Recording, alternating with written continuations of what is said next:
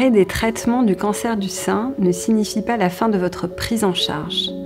La plupart du temps, votre parcours continue avec une hormonothérapie, un suivi mammaire, gynécologique et cardiovasculaire durant au moins 5 ans. Pour en discuter, je reçois le docteur Barbara Pistilli. Elle est oncologue spécialiste du cancer du sein à Gustave Roussy. Bonjour docteur Barbara Pistilli. Bonjour Céline. Est-ce que l'hormonothérapie, c'est obligatoire quand on a eu un cancer du sein ? L'hormonothérapie, ce n'est pas obligatoire pour tous les patients. Il faut considérer d'abord que les 70-75% de tous les cancers du sein sont des cancers hormonosensibles, c'est-à-dire sont des cancers qui expriment les récepteurs à l'estrogène. Dans ces cas, donc dans la majorité des patients, on peut dire les 2/3 des patients, on a besoin de faire une hormonothérapie. Cette hormonothérapie peut être juste après la chirurgie ou juste après la chimiothérapie si la patiente a aussi une chimiothérapie. Et l'objectif de l'hormonothérapie, c'est là de bloquer l'action des hormones sur la tumeur, sur les cellules tumorales. Pourquoi c'est important? Parce que ça peut réduire énormément les risques de rechute et ça peut réduire les risques de décès liés au cancer du sein. Donc c'est très important, celle-là. Quelles sont les hormonothérapies qu'on peut utiliser? Ce sont des hormonothérapies qui ont des mécanismes d'action différents en fonction des sous-types de cancer, bien sûr, mais surtout en fonction de la patiente. Il y a une hormonothérapie qui s'appelle par anti-aromatase, qui concerne les patients qui sont post-ménopausés, surtout. Et donc, c'est une hormonothérapie qui va bloquer la production des hormones, des estrogènes, et comme ça, les cellules tumorales n'ont pas des estrogènes qui stimulent la prolifération de la tumeur. Mais on peut utiliser au jour d'aujourd'hui les anti-aromatases aussi dans les patients qui sont préménopausés. Pourquoi? Parce qu'on peut les combiner avec une suppression ovarienne, c'est-à-dire des médicaments qui bloquent la production des oestrogènes au niveau des ovaires. Et donc, ajouter la suppression ovarienne aux anti-aromatases bloque complètement la production des estrogènes, même au niveau des femmes préménopausées. Mais dans les femmes préménopausées, on peut utiliser aussi une autre hormonothérapie, plus ancienne mais toujours très efficace, qui s'appelle tamoxifène. Elle peut les prendre tout seul, sans des autres médicaments. Et quelle est l'action du tamoxifène? C'est là de bloquer les récepteurs à l'estrogène qui est présent dans la cellule tumorale. Et c'est très important celle-là aussi, parce que ça peut donner une efficacité qui est grosso modo comparable à celle-là des anti-aromatases. Et du coup, dans quel cas on n'utilise pas d'hormonothérapie? Non, on n'utilise pas l'hormonothérapie dans 2 cas. La première, c'est les patients qui ont des cancers qui ne sont pas hormonosensibles, donc qui n'expriment pas les récepteurs à l'estrogène. Et de l'autre côté, dans les patients qui, même si ont des cancers hormonosensibles, ont des contre-indications majeures à l'hormonothérapie. Mais ce sont des cas vraiment très, très rares. Et dans le cadre, par exemple, d'un cancer triple négatif, on utilise l'hormonothérapie? Non, on est dans le cas d'un cancer qui n'a pas les récepteurs à l'estrogène et dans lequel donc, il n'y a pas du tout indication d'une hormonothérapie. Et souvent, les patientes nous demandent, les patientes qui ont un cancer triple négatif nous demandent « mais pourquoi je n'ai pas d'hormonothérapie ?» comme la patiente que je viens de rencontrer dans la salle d'attente. En fait, parce que s'il n'y a pas dans la tumeur l'expression des récepteurs à l'estrogène, vous comprenez, l'hormonothérapie n'a aucune efficacité et aucune raison d'être. Est-ce que vous pouvez nous expliquer en quoi consiste le parcours de soins en après-cancer?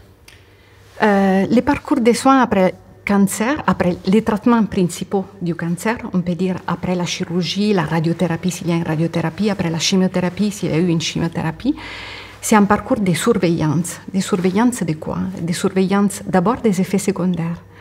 En fait, on doit, avec la patiente, à chaque visite, évoquer quels sont les effets secondaires qui sont liés au traitement déjà reçu, mais aussi à l'hormonothérapie s'il y a une hormonothérapie en cours. Et ça, c'est un moment fondamental pour discuter avec l'oncologue référent, avec les radiothérapeutes, quels sont les effets secondaires et comment les gérer. Et deuxième chose, on doit bien sûr surveiller qu'il n'y a pas de rechute de leur cancer. Et pour cela, il y a l'examen clinique. Il y a aussi, encore une fois, les racontes de la patiente par rapport à ses symptômes, ce qui est récent, qui peut nous amener éventuellement à faire des recherches et chercher s'il y a des rechutes de la maladie. Je pense que beaucoup de femmes se posent la question, est-ce qu'on peut tomber enceinte en prenant une hormonothérapie? Alors, il ne faut pas tomber enceinte exactement pendant l'hormonothérapie, mais on peut programmer les moments où il faut tomber enceinte. Pourquoi on peut les programmer? Parce qu'en fait, on peut discuter avec l'oncologue quel est le bon moment. Il faut toujours avoir un certain recul par rapport à la chirurgie et la fin des traitements principaux du cancer, et qui doit être environ 2-3 ans. Et si pendant ces 2-3 ans, il n'y a pas eu de rechute du cancer, la patiente peut commencer à voir avec son oncologue si elle peut faire une pause par rapport à l'hormonothérapie.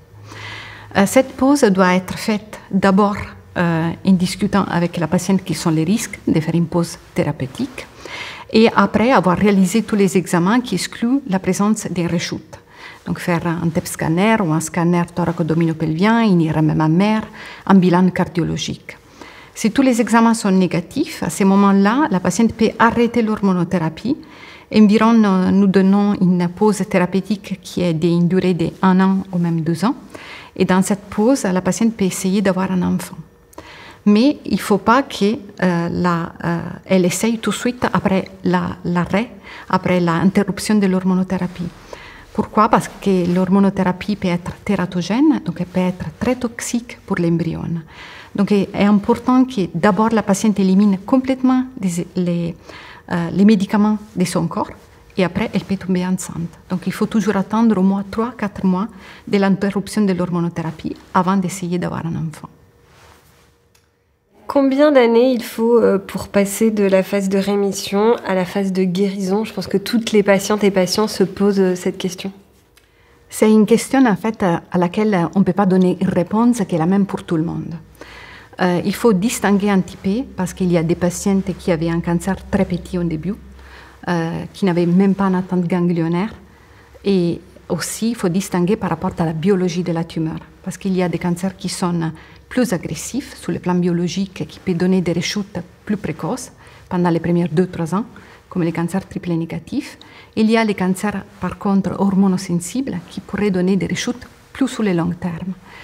Donc, une réponse qui est univoque, la même pour tout le monde, n'existe pas. La chose qu'on doit dire toujours aux patients est de discuter avec son oncologue quel est son risque à elle d'avoir une rechute sur le court terme et sur le long terme. Ça, c'est la première chose. La deuxième chose est que même si une patiente a eu un cancer du sang triplé négatif et n'a pas rechuté pendant les premières 2-3 ans, bien sûr, on peut dire que cette patiente, vos risques est bien réduit à partir de ce moment-là, mais il faut continuer à se surveiller. Il faut continuer à faire des contrôles. Il faut surtout continuer à faire l'échomammographie 1 fois par an. Il faut continuer à faire la prise de sang 1 fois par an. Et de l'autre côté, il faut continuer à surveiller les effets secondaires à long terme de tous les traitements qu'elle a reçus. De l'autre côté, une patiente qui a un cancer du sang hormonosensible, surtout avec une atteinte ganglionnaire initiale, il faut dire à cette dame, votre risque, c'est un risque qui va se réduire progressivement au cours du temps. Ça ne va pas s'annuler complètement, mais on peut dire au-delà de 10 ans, votre risque est vraiment très très bas. Il faut toujours continuer à vous surveiller, il faut continuer toujours à faire l'échomammographie 1 fois par an, mais c'est un risque qui est bien réduit. Docteur Barbara Vistilli, vous êtes donc oncologue, spécialiste du cancer du sein, chercheuse et clinicienne. Vous êtes d'origine italienne et il y a quelques années, vous avez tout quitté pour venir faire de la recherche à Gustave Roussy. Vous pouvez nous expliquer pourquoi? Vous êtes partie avec toute la famille sous le bras?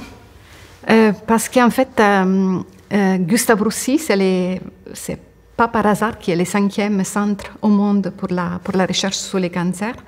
Et c'est un centre qui s'occupe beaucoup de la recherche et surtout beaucoup de la recherche dans les cancers du sang. Moi, j'ai fait toujours pendant ma vie du cancer du sang, même en Italie. Et quand j'ai eu la proposition de venir à travailler à Gustave Roussy et de faire de la recherche à Gustave Roussy, j'ai pensé, et justement, que c'était l'occasion de ma vie. Et donc, c'est pour ça que j'ai tout laissé, j'ai amené ma famille ici. Et c'est avec satisfaction que je peux dire après 6 ans que c'était vraiment un choix très important, mais peut-être un des meilleurs choix de ma vie. Merci beaucoup pour votre expérience. Merci.